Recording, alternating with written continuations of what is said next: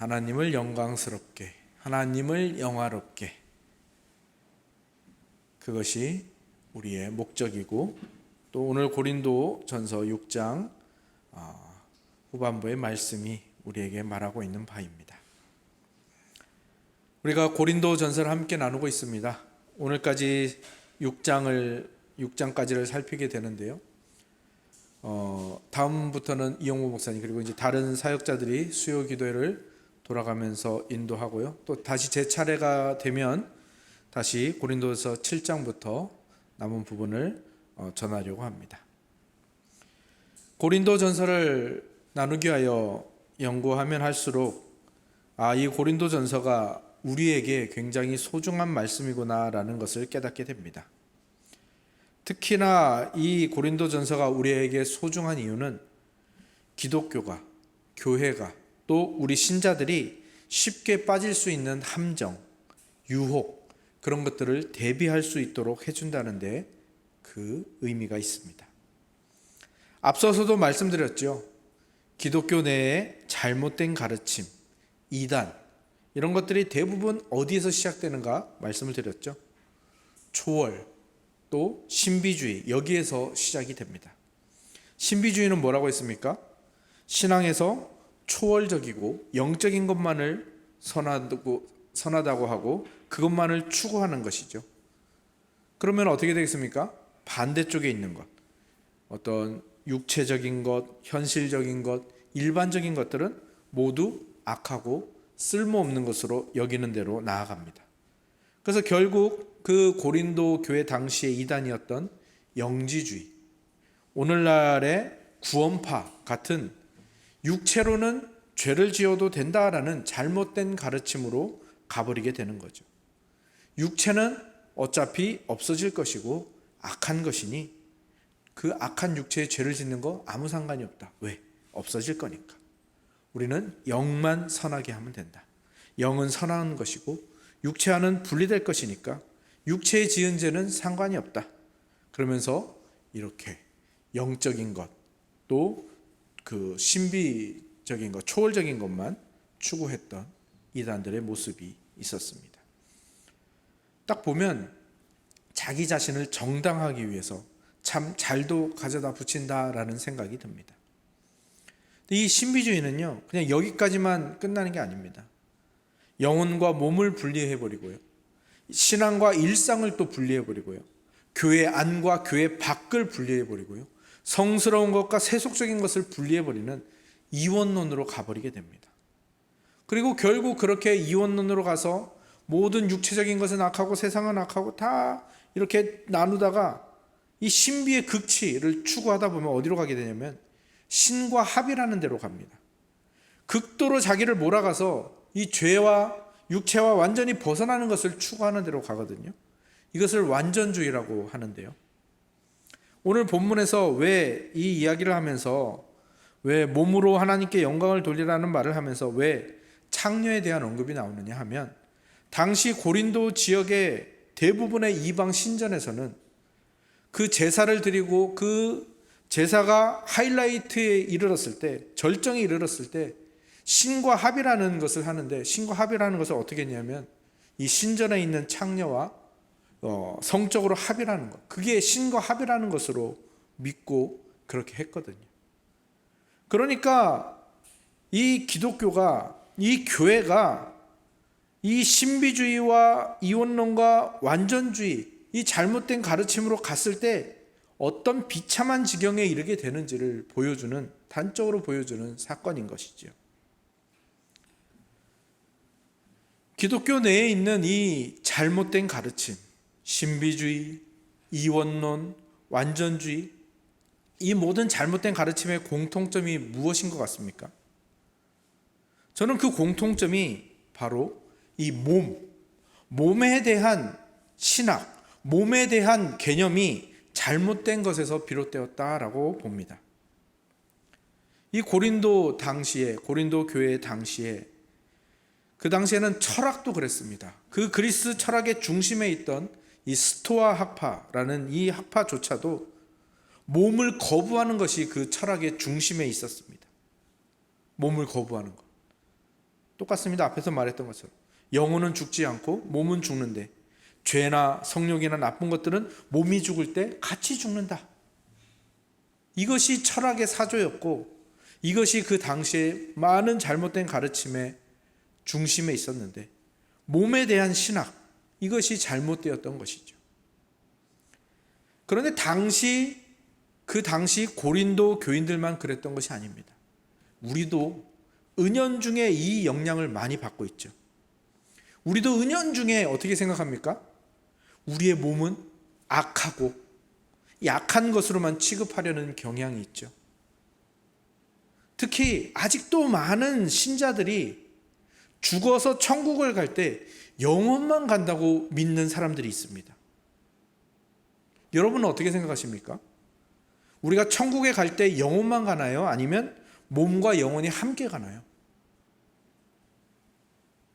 이런 질문을 하면 굉장히 헷갈려 하십니다. 그래서 우리가 천국에 가는 것을 너무 한쪽 면으로만 생각하기 때문인데요. 그냥 결론적으로 말하자면 우리가 천국에 가는 것은 두 가지로 나누어서 생각할 수 있습니다. 예수님이 다시 오실 때 예수님과 함께 하나님 나라로 가는 것, 새하늘과 새 땅에 들어가는 것이 있고요. 예수님이 오시기 전에 죽었을 때 하나님께로 가는 것, 이 두 가지로 살펴볼 필요가 있죠. 예수님이 다시 오실 때는 어떻게 됩니까? 분명히 요한계시록에 말하고 있죠. 이미 죽은 자들은 새로운 몸으로 부활할 것이고 죽지 않은 자들도 이 새로운 몸을 입어서 이 부활체라는 새로운 몸을 입고 부활하게 되는 거죠. 그래서 이 부분만 생각하면 분명합니다. 천국에는 영혼만 가는 게 아니라 몸과 영혼이 함께 갑니다. 그러면 예수님이 오시기 전에, 다시 오시기 전에는 어떻게 되는 거죠? 성경은 거기에 대해서도 말하고 있습니다. 영혼은 하나님께 가고 육체는 흙이 되어서 땅에서 쉰다, 땅에서 잔다라고 되어 있습니다. 근데 우리는 이것을 쉽게 몸과 영혼이 분리됐구나라고 생각을 합니다. 아닙니다. 분리된 게 아니라 이것은요, 분명히 기억하셔야 됩니다. 단지 몸은 예수님이 다시 오실 날을 기다리면서 잠드는 겁니다. 분리된 것이 아닙니다. 근데 우리가 분리된 것이라고, 왜냐하면 세상의 많은 종교들이 영과 육체가 분리한다고 생각하고 또 과학적으로도 의학적으로도 다 영과 분리된다고 하니까 우리가 은연중에 거기에 따라가 버리는 겁니다. 그러니까 거기에서 오해와 그 오해에서 비롯된 문제들이 생겨나는 거죠. 이것을 저는 한마디로 몸에 대한 신학 지식이 부족하다라고 표현합니다. 그리고 그렇게 쉽게 영혼과 몸이 분리된다고 생각하는 이유는 우리가 은연중에 어떤 생각을 가지고 있냐면 나는 영혼인데 이 육체를 가지고 있다라고 생각하기 때문입니다. 이게 세상의 사조죠. 그렇지 않습니다. 사람이 몸을 가지고 있는 게 아니고요. 사람은 곧 몸입니다. 사람과 몸은 분리되지 않습니다. 이건 제가 하는 말이 아니라 불트만이라는 신학자가 한 말입니다. 그 신학자의 모든 신학 사상에 동의하는 것은 아니지만 이 부분에 있어서 저는 굉장히 전적으로 동의합니다. 사람과 몸은 분리되지 않습니다. 사람은 곧 몸입니다. 그리고 영혼이 불멸한다면 몸도 불멸합니다. 물론 하나님께서 이 우리에게 주시는 부활체, 그리고 우리의 몸이 그렇게 변화될 것을 우리가 믿는 것이죠. 그래서 바울은 지금 이 모든 잘못된 사조와 잘못된 가르침과 이단에 대비하기 위하여 고린도 교회에 몸의 신학을 가르치고 있는 겁니다. 몸에 대한 신학. 우리 13절과 14절을 같이 한번 읽어볼까요? 13절 14절입니다. 시작. 음식은 배를 위하여 있고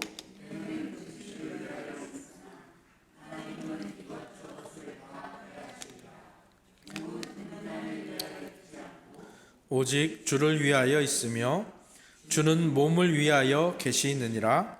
하나님이 주를 다시 살리셨고 또한 그의 권능으로 우리를 다시 살리시리라. 아멘. 좀 헷갈리죠? 분명히 이 몸이 없어지는 것이 아니다라고 했는데 여기에는 음식은 배를 위하여 있고 배는 음식을 위하여 있으나 하나님은 음식과 배를 다 폐하실 것이다 라는 말이 나오잖아요. 이것은 바울이 그렇다라고 말하는 게 아니라 이것은 처음에 말했던 이 잘못된 가르침, 영은 죽지 않지만 몸은 없어진다라는 이 영지주의가 주장하는 말입니다. 거기에 대해서 바울은 이렇게 반박하는 겁니다. 몸은 없어질 것이 아니다. 몸은 주를 위하여 있고 주님은 몸을 위하여 계신다. 그것을 증거하는 것이 바로 하나님께서 예수를 다시 살리시고 또한 그 능력으로 우리를 다시 살리실 것이라는 이 사실을 그 증거로서 내어놓는 것이죠. 주님이 부활하신 이유는 무엇입니까? 주님이 왜 부활하셨죠? 우리가 그렇게 부활할 걸 미리 보여주시는 거예요. 신자의 몸이 부활할 것이고 그렇게 영원할 것임을 보증해 주기 위해서 예수님이 우리의 부활의 첫 열매로 부활하신 겁니다. 그러면 그 부활, 예수 그리스도의 부활을 바라보는 우리는 어떤 마음을 가져야 하는가 하면 우리가 우리의 몸을 가지고 이 현실을 어떻게 살아가야 하는가, 거기서부터 정해지는 거거든요. 이것이 바로 바울이 말하는 몸은 음란을 위하여 있지 않다라는 이 태도인 겁니다. 조금 복잡하지만 바울이 이렇게 얘기하는 겁니다. 여러분, 주님이 여러분의 몸을 위하여 죽으시고 다시 살아나셨습니다. 그러면 여러분은 이 몸을 가지고 죽음 넘어 영원한 생명으로 가야 하는데 지금 여러분이 여러분의 몸에 저지르는 그 죄악의 상처, 그거 어떻게 하시려고 그러시는 거예요? 그 죄악의 상처도 영원한 의미를 가지고 있을 텐데 도대체 어떻게 하시려고 지금 음행을 저지르고 음행을 용납하고 지금 그 죄를 처분하지 않고 그러고 있는 것입니까? 라고 말하고 있는 겁니다. 그리고 여러분의 몸은 주님을 위해 있는 것인데 주님이 그 몸을 위해 죽으셨는데 여러분이 지금 그 몸을 음행을 위해서, 죄를 위해서 사용하는 것이 올바른 것입니까? 라고 따지듯이 말하고 있는 겁니다. 근데 우리는 여기서도 의문이 들 수 있죠. 그 상처가, 그 죄악의 상처가 영혼으로 가져간다고? 우리의 몸이 영혼으로 간다고? 지금 이 몸이 가는 게 아닐 텐데? 예수님이 다시 오실 때 우리는 부활의 몸을 입는 것이고 그 부활의 몸은 영광과 능력의 몸인데 계시록에 따르면 병도 없고 아픔도 없고 눈물도 없고 죄도 짓지 않는 몸이라고 했는데, 그래서 우리는 무엇을 믿습니까? 이 땅에서 너무 아프고 고통스러운 병을 가졌던 신자가 부활의 몸을 입으면 아프지 않은 몸으로 영원토록 고통 없이 눈물 없이 살아갈 것을 믿지 않습니까? 그렇다면 이 세상에 살아가는 몸과 우리가 영원을 살아가는 몸은 다른 몸일 텐데 왜 바울은 우리의 몸에 음행을 저지른 것이 영원한 의미를 가진다, 왜 그 죄의 상처가 영원으로 간다라고 말하는 것일까요? 여기서 우리가 생각해 볼 수 있는 성경에 아주 좋은 예가 있지요. 예수님께서 부활하신 후에 제자들에게 나타나셨습니다. 그분은 부활의 몸을 입으셨어요. 그런데 제자들이 믿지 못하니까 어떻게 하셨죠? 내 손에 있는 못자국에 손을 넣어보고, 손가락 넣어보고, 내 옆구리에 있는 창자국에 네 손을 넣어봐라. 도마가 그래서 실제로 넣어봤잖아요. 왜 예수님은 부활의 몸인데 그 상처가 그대로 있는 것이죠? 바울이 지금 그 부분을 생각나게 하는 겁니다. 주님이 너희에게 주시는 몸, 주님이 위하시는 너희의 몸에 상처를 내지 말라는 겁니다. 죄악의 상처를. 그 몸이 너희와 영원히 함께 갈 몸인데 그 상처도 영원히 가지고 가게 될지 모르지 않느냐라고 말하고 있는 것입니다. 아마 너무 나간 주장이라고 생각하실 수도 있습니다. 그런데 우리가 한 가지 분명하게 기억해야 될 것은 무엇이냐? 고린도 교회 때도 그랬고 이 초대 교회 때도 그랬고 오늘날 오고 오는 모든 교회가 그랬고 오늘날 우리도 그런데 우리가 분명하게 잘못을 저지르고 있는 것, 그 한 가지는 무엇인가 하면 우리는 우리의 몸을 너무 함부로 대하고 있다라는 것이고요, 함부로 정죄하고 있다라는 것이고요, 함부로 악하게 쓸모없는 것으로 여기고 있다라는 것, 그리고 그것을 굉장히 자연스럽게 생각한다라는 것입니다. 몇 년 전에 존 파이퍼 목사님이 이런 주장을 하셨습니다. 한 목사님도 굉장히 좋아하는 존 파이퍼 목사님이죠. 그 목사님이 이런 주장을 하셨어요. 신자는 화장을 하면 안 된답니다. 이 화장 말고요. 장례 때 신자의 몸을 불태우는 이 화장을 하면 안 된다는 거예요. 부활할 거기 때문에. 너무 황당하지 않습니까? 저는 그 주장을 딱 들으면서 아우, 너무 고지식하다, 너무 융통성 없다, 너무 뜬금없다, 그런 생각이 들었습니다. 어차피 육체 다시 부활할 텐데, 그리고 지금 육체는 화장을 하든 매장을 하든 어떻게 장례를 치르든지 어차피 흙이 돼서 타서 흙이 되나 썩어서 흙이 되나 흙이 될 텐데 마찬가지가 아닐까라는 생각이 먼저 들었습니다. 그런데 고린도전서를 보고 이 몸의 신학을 공부하면 할수록 그 존 파이퍼 목사님의 주장이 무엇을 의미하는지 그 깊은 뜻을 알게 되었습니다. 우리가 몸의 신학을 제대로 갖고 있지 않으면 주가 위하시는 우리의 몸을 얼마나 함부로 대할 수 있는가를 깨닫게 하려는 것이죠. 우리가 우리의 몸을 얼마나 함부로 대하고 또 그 함부로 대하는 것을 얼마나 자연스럽게 생각하고 있는지.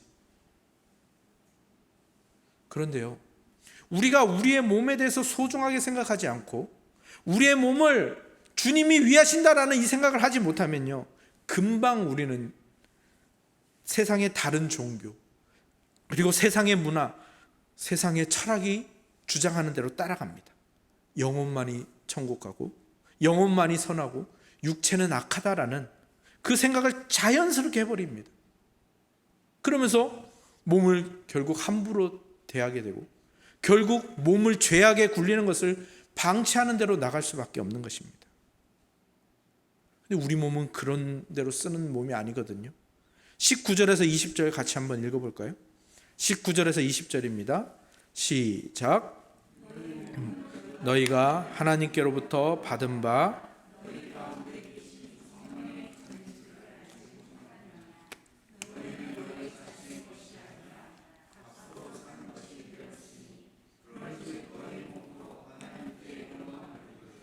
아멘. 우리의 몸은요, 하나님께로부터 받은 거예요. 우리가 부활할 부활체만 하나님께 받은 게 아니라 우리의 몸,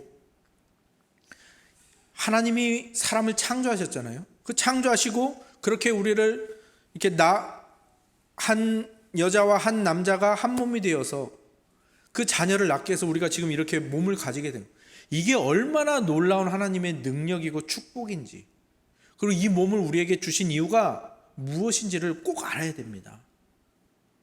그리고 하나님께서는 이 몸을 부활한 몸 말고요, 지금 이 몸을 뭐라고 얘기하십니까? 성령이 거하시는 전이래요. 그리고 예수님이 죽으시고 부활하신 것이 우리의 이 몸을 위한 것이라고 말하고 계세요. 오늘 우리가 처음에 어떻게 인사했죠? 하나님을 영광스럽게, 하나님을 영화롭게 하자고 축복했죠. 근데 오늘 보면 맨 마지막에 보면 그 하나님께 영광을 돌리는데 뭘로 영광을 돌리라고 되어 있습니까? 네, 우리 몸으로, 내 몸으로. 그렇습니다. 우리의 몸은 뭘 위한 것입니까? 하나님께 영광을 돌리는 도구입니다. 죄악의 도구가 아니고요, 그냥 없어져 버리는 것이 아니고요. 그리고 우리가 분명히 알아야 됩니다. 여러분의 몸은 여러분의 것만이 아닙니다. 몸은 우리의 신체를 말하기도 하지만 동시에 성경에서는 항상 무엇을 몸으로 말하죠? 교회를 그리스도의 몸이라고 말합니다. 너희 몸으로 하나님을 영화롭게 하라. 너희 몸은 성령의 전이다. 즉 우리의 몸이 연합한 것이 교회이고 그것이 주님의 몸이라는 겁니다. 그러니까 우리가 우리 몸에 함부로 죄악을 저지르면, 오늘 6장에 나오는 음행과 같은 죄를 저지르면 어떻게 되는 겁니까? 그냥 나만 죄 짓고 나만 더러워지는 게 아닙니다. 어떻게 되는 거예요? 그리스도의 몸을 더럽히는 거고요, 옆에 있는 지체, 함께 연합하여 그리스도의 몸이 된 지체의 몸을 더럽히는 일이 되는 것이고요, 결국 하나님의 이름을 망령되게 더럽히는 것이 되는 거예요. 십계명은 이런 식으로 연결이 되어 있는 겁니다. 음행하는 것이 그냥 음행하지 않으면 되는 게 아니라 그 음행이라는 죄가 나를 통해서 들어왔을 때 그것이 곧 하나님의 이름을 망령되는 대로 망령되게 일컫는 대로 나아가게 되어 있는 겁니다. 하나님을 사랑하는 계명은 이웃을 내 몸과 같이 사랑하라는 계명으로 이어질 수밖에 없고요. 이웃을 내 몸과 같이 사랑할 때 이 내 몸이 중심이 되어 있죠. 십계명은 이렇게 다 연결이 되어 있고요. 그리고 그것은 내 몸과 연결이 되어 있는 계명인 거예요. 그리고 나의 몸, 우리의 몸, 그리스도의 몸이 결코 다르지 않습니다. 15절을 잠깐 보실래요? 15절에 맨 앞에 뭐라고 되어 있습니까? 너희 몸이 그리스도의 지체인 줄 알지 못하느냐. 그 19절의 앞부분에는 뭐라고 되어 있습니까? 너희 몸은 너희가 하나님께로부터 받은 바 너희 가운데 계신 성령의 전인 줄 알지 못하느냐. 한글 성경에는 둘 다 너희 몸이라고 되어 있죠. 그래서 구분이 안 되지만 15절은요 우리의 몸을 말하는 거고요, 19절은 나 개인의 몸을 말하는 겁니다. 그래서 이게 분리되거나 구분되지 않고 사용이 되고 있어요. 나의 개인적인 몸은 곧 우리의 몸이고 우리의 몸은 곧 교회이고 그리스도의 몸인 겁니다. 분리되지 않는 거예요. 바로 이것을 위해서 주님이 당신의 모든 것을 우리에게 내어주신 겁니다. 13절에 나오는 몸은 주를 위하여 있고 주는 몸을 위하여 있다라는 말이 바로 이것입니다. 16절에 둘이 한 육체가 될 것이다. 19절에 너희는 너희 자신의 것이 아니다. 그리고 20절 마지막, 그러므로 너희 몸으로 하나님을 영화롭게 하라. 이게 다 모두 다 주님과 우리와 내 몸이 하나라는 것을 말해주고 있는 것이고요. 주님이 그렇게 우리와 한 몸이 되시기 위하여 우리의 몸을 당신의 이름, 당신의 몸, 당신의 생명, 당신의 피를 다 바쳐서 사셨다라는 겁니다. 그러니 이제 우리의 몸은 더 이상 우리의 것이 아닙니다. 내 몸은 더 이상 내 것이 아닌 거예요. 우리는 우리의 몸으로 반드시 뭘 해야 되는 겁니까? 하나님을 영화롭게, 하나님을 드러내야 됩니다. 신자의 몸은요 그리스도의 몸입니다. 그리스도가 부활하신 것처럼 다시 살아나는 그 보증을 받은 몸이에요. 그리고 주님이 이미 부활하신 것처럼 우리는 이 땅을 부활하신 그리스도의 몸이 되어서 이미 살고 있는 거예요. 그 부활을 교회로서. 나중에 부활할 거니까 지금 육체는 그냥 좀 두지 뭐, 아닙니다. 우리는 지금 부활하신 그리스도의 몸이 되어서 이 교회로 살아가고 있는 거예요. 그렇기 때문에 우리의 몸에 죄악을 행하는 것은 정말로 예수 그리스도의 그 은혜에 배은 망덕한 일을 하는 것이고 절대로 하지 말아야 되는 일을 하는 겁니다. 그리고 죄를 짓지 않아야겠다 여기에 머물라는 것도 아니에요.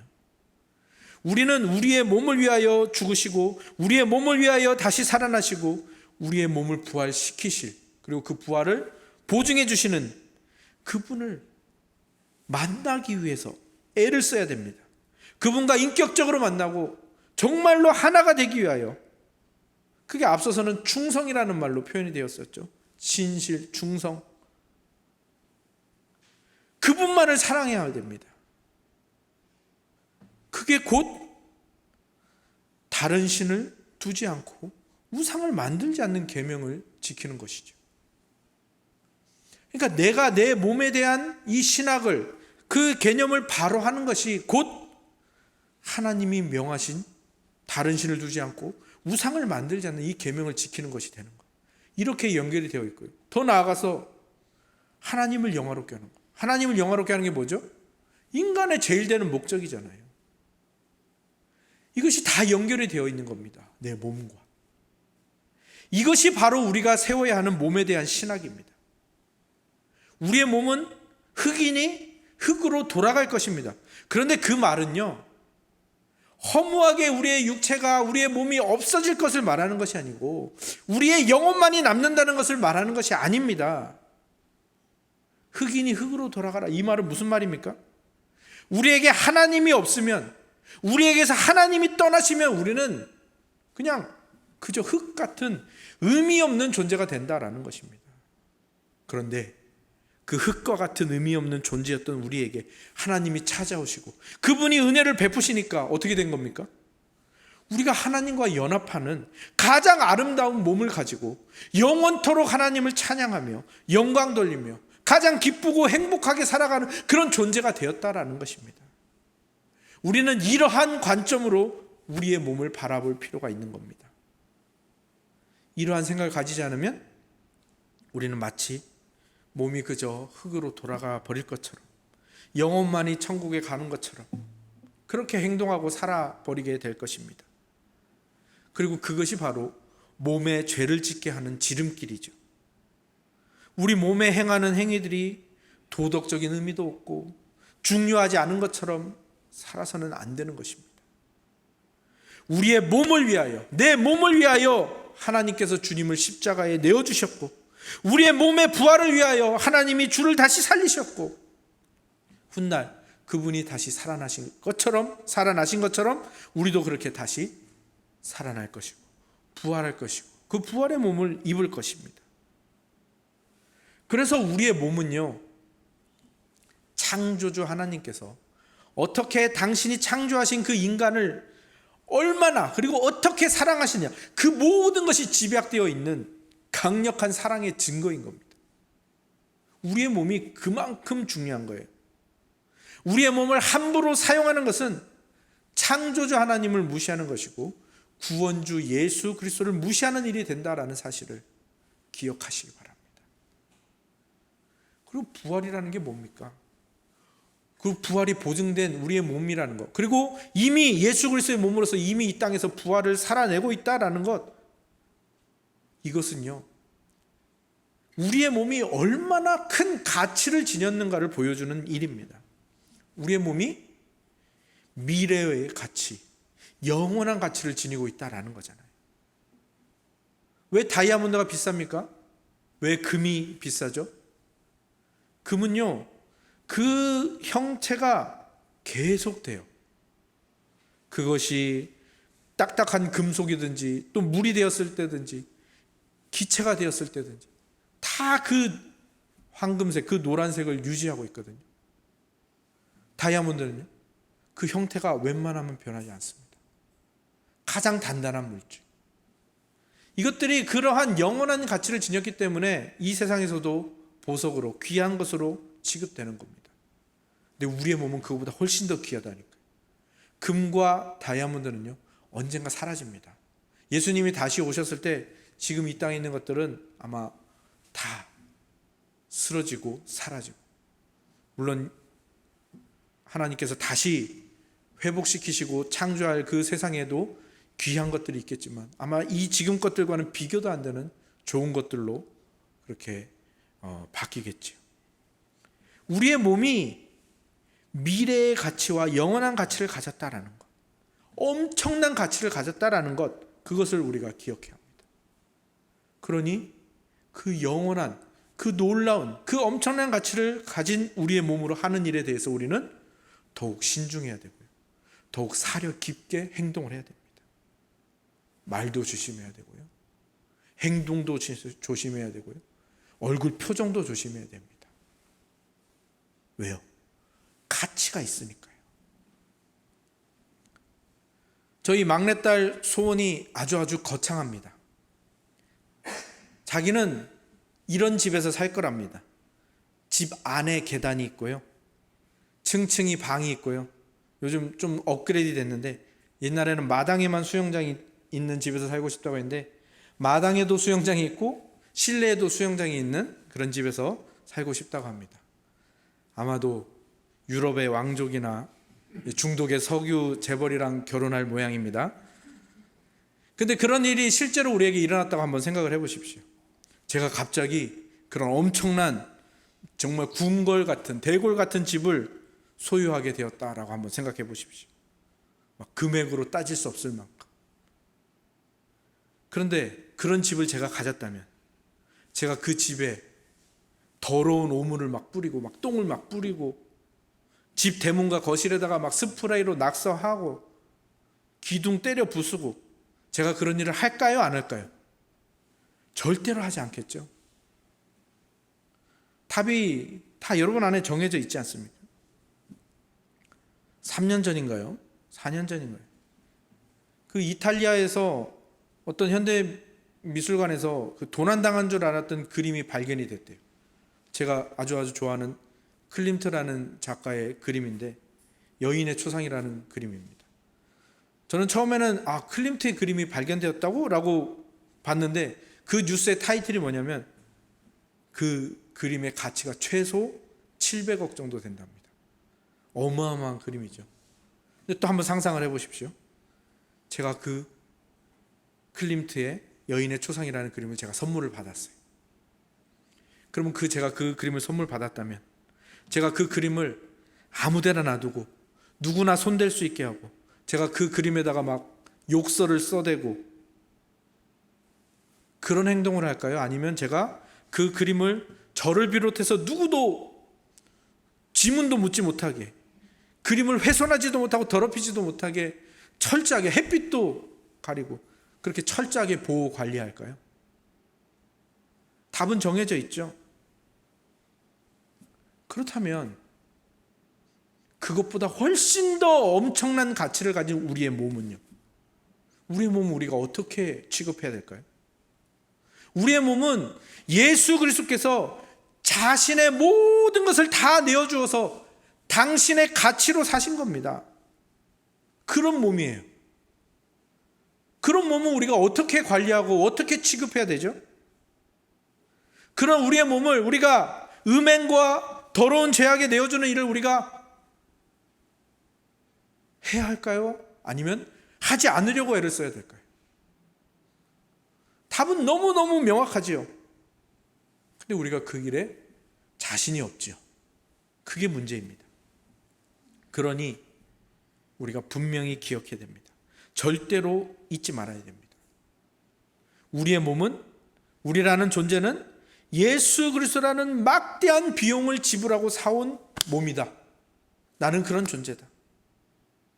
나는 그런 특별한 존재이다. 그것을 늘 되새겨야 합니다.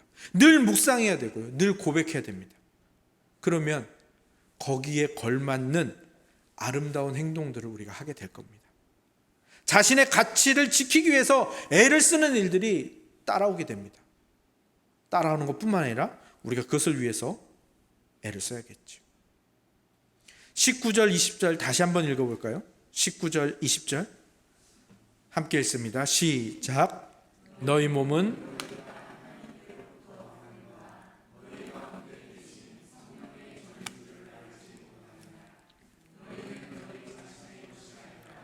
값으로 산 것이 되었으니 그런즉 너희 몸으로 하나님께 영광을 돌리라. 아멘. 우리의 몸, 우리의 존재의 가치, 그걸 분명히 알고 그 신학을 분명히 세우고 그 몸으로, 내 몸으로 하나님께 영광을 돌리는 것, 그것이 우리가 추구해야 하는 것이고 그것이 우리의 제일 되는 목적이죠. 이 목적을 이루게 하시기 위해서 하나님이 도대체 어떤 사랑을 우리에게 베푸셨는가, 이 목적을 이루게 하기 위해서 도대체 예수님이 얼마나 엄청난 가치를 지불하셨는가, 자신을 내어주셨는가, 꼭 기억하시기 바랍니다. 잊지 마시기 바랍니다. 매일 아침, 매일 잠들기 전 이 사실을 고백하시기 바랍니다. 자기 자신의 가치를 알고 그 가치를 주신 하나님께, 예수님께 영광을 돌리는 것, 그것이 가장 인간다운 삶이고요. 그것이 하나님이 우리에게 주신 하나님의 형상대로 사는 것이죠. 그것을 방해하는 것, 그 목적을 가로막는 모든 것에서 우리를 구하기 위하여 예수님이 죽으셨다. 그것을 늘 기억하시기 바랍니다. 이제 우리는요, 그 어떤 것도 도덕이라 하면 도덕을 그저 도덕이라는 항목으로, 윤리를 그저 윤리라는 사회의 개념으로, 법을 그냥 최소한으로 지키는 최소한의 양심으로 볼 수 없는 존재가 되었습니다. 우리는 더 이상 죄라는 것을 그냥 내 몸에 닿든지 말든지, 내 몸에 끼얹든지 말든지, 아니면 내가 회개할 목록, 이런 것으로만 볼 수 없게 되었습니다. 모든 도덕과 윤리와 법을 하나님께 영광을 돌리는 대로 가져가야 되고, 우리 앞에 펼쳐진 모든 죄악들을, 그것에서 우리를 구하기 위하여 예수님이 그렇게 죽으셨구나, 그것을 상기하는 대로 가져가야 됩니다. 뿐만 아니라 내가 지은 죄가 나의 몸, 우리의 몸, 그리스도의 몸을 더럽힌다라는 것을 알게 되었으니 죄에 대한 경각심도 우리는 더욱 강해지게 되었습니다. 그러니 여러분, 오늘 이 말씀의 결론을 가지고 오늘도 여러분의 일상에서 여러분의 몸과 여러분의 전 존재로 어떻게 하면 하나님께 영광을 돌릴 수 있는지 고민하시기 바랍니다. 그리고 실천하시기 바랍니다. 그리고 그 일을 위하여 애쓰시기를 바랍니다. 그리하여 주가 우리의 몸을 위하여 죽으시고 우리의 몸이 주님의 영광을 위하여 사용되는 예수님의 가치를 지닌 예수님 짤이 인생을 사는 우리 모두가 되기를 주님의 이름으로 축원합니다. 아멘.